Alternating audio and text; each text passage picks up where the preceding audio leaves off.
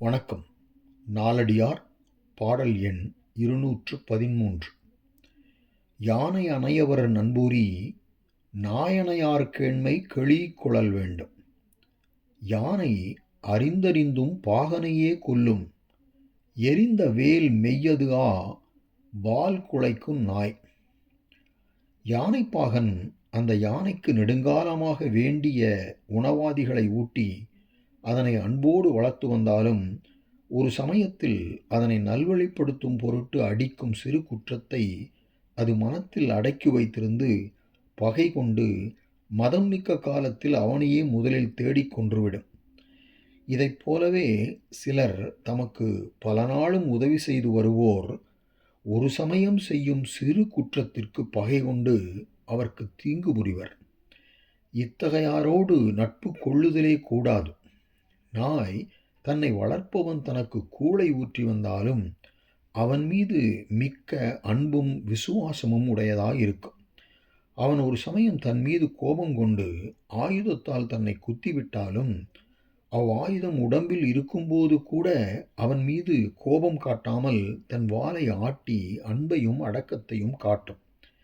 இதைப் போலவே சில உத்தம குணம் உள்ளார் தம் சிநேகிதர் சிறிய உதவிகளை செய்து வந்து ஒரு சமயம் பெரும் குற்றத்தை செய்துவிட்டாலும் அவர் மீது பகை பாராட்டாமல் நட்புரிமையை காட்டுவார்.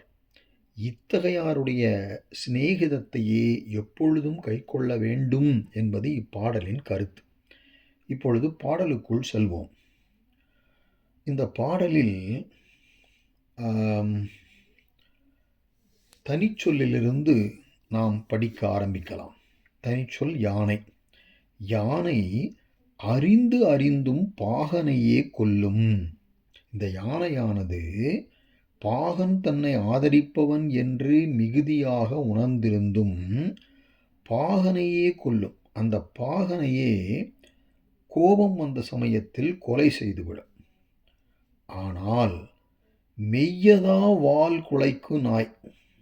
மெய்யதா வால் குலைக்கு நாய்னா, இந்த நாய் என்ன பண்ணுன்னா, தன்னை வளர்ப்பவன் ஒரு சமயம் கோபித்து தன் மீது வீசிய ஆயுதம் மெய்யது பாய்ந்து தன் உடம்பில் உள்ளதாக இருக்கவே அப்போதும் வால் குலைக்கும். அவன் மீது வெறுப்புறாமல் தன் அன்பையும் அடக்கத்தையும் காட்டி வாளை ஆட்டிக்கொண்டு நிற்கும். ஆதலின் இப்போ முதலடிக்கு போயிடலாம். யானையனையவர் நண்பு ஒரி. அந்த யானையை போன்றவர்களுடைய நட்பை விட்டு நீங்கி நாயனையார் கேண்மை, அந்த நாயை போன்றவர்களுடைய நட்பை கெளி கொள்ளல் வேண்டும். கெளி கொள்ளல் வேண்டும்.